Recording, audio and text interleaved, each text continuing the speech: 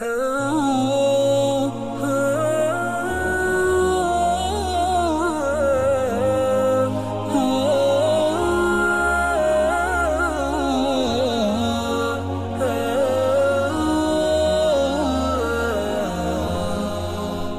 मुल्की खबरसां इदारे के मुताबिक बरतानिया में सऊदी अरब की तकलीद करने वाली मसाजिद में हफ्ते को ईद उल अजहा मनाई गई।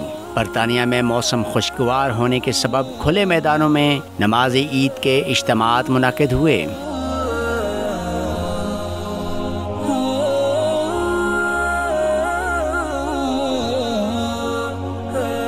बरतानिया में मुस्लिम कम्युनिटी ने ईद की खुशियाँ एक के बजाय 2 रोज़ मनाईं, जबकि रवां बरस ईद उल फित्र एक ही दिन मनाई गई।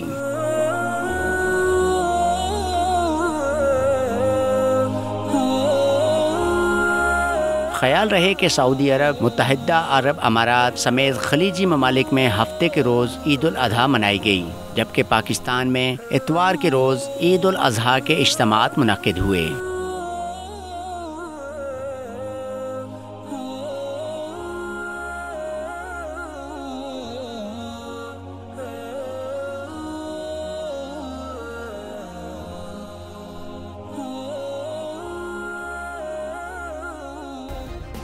सब्सक्राइब करें और बेल दबाएं ताकि कोई खबर रह न जाए।